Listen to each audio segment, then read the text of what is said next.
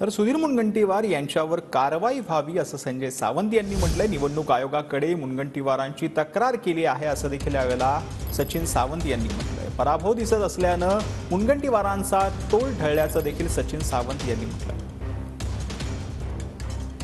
पद्धतीच्या भाषेचा वापर केलेला आहे, तुम्हाला वाटतं योग्य ती कारवाई या ठिकाणी व्हायला हवी आणि निवडणूक आयोग काय पाऊल उचलेल असं तुम्हाला वाटतं? नाही, निश्चितपणे म्हणजे ही इतक्या खालच्या पातळीची भाषा आहे की यातनं तर मला असं वाटतं की ज्या पठडीमधनं त्या आले त्यांचे संस्कार त्या ठिकाणी दिसत आहेत आणि इतक्या भयानक पद्धतीनं त्यांनी ती भाषेचा वापर केला, यातनं निश्चितपणे त्यांना हार त्यांची होते हे स्पष्ट दिसतं, त्यामुळे तोल ढळल्यासारखं वाटतं।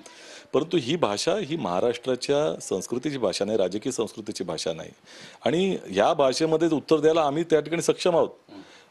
आम्हाला तर काही यांच्यासारखं असत्य कथन करायची गरज नाहीये, आम्हाला सत्यच सांगावं लागेल। 2002च्या संदर्भामध्ये सांगावं लागेल, बिल्किस बानो संदर्भात सांगावं लागेल, या ठिकाणी देशामध्ये झालेले बलात्कारांची काही घटना ज्या असतील त्याच्यामध्ये असतील, काही कोण ISIचे कधी एजंट निघाले तेही आम्हाला सांगता येतील। अनेक लोक त्या ठिकाणी यांचे चरित्र उजागर करणारे बरेच लोक आहेत।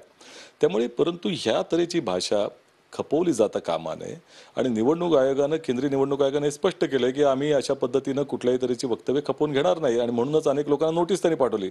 त्या आपच्या ज्या मंत्री आहेत आतिशी, त्यांनी ते एवढंच म्हटलं होतं की भारतीय जनता पक्ष त्यांना फोडण्याचा प्रयत्न करते, त्यांना त्या ठिकाणी ऑफर देतोय, कारण ही भाषा अत्यंत अनुचित आहे आणि त्यामुळे निवडणूक आयोगाकडे आम्ही या दृष्टिकोनातून तक्रार केली, त्यांनी आता त्याची दखल घेतलेली आहे। आम्ही अपेक्षा करतो आहोत की त्यांची उचित कारवाई करतील। कॅमेरा पर्सन योगेश गुरवसह गिरीश गायकवाड, TV9 मराठी।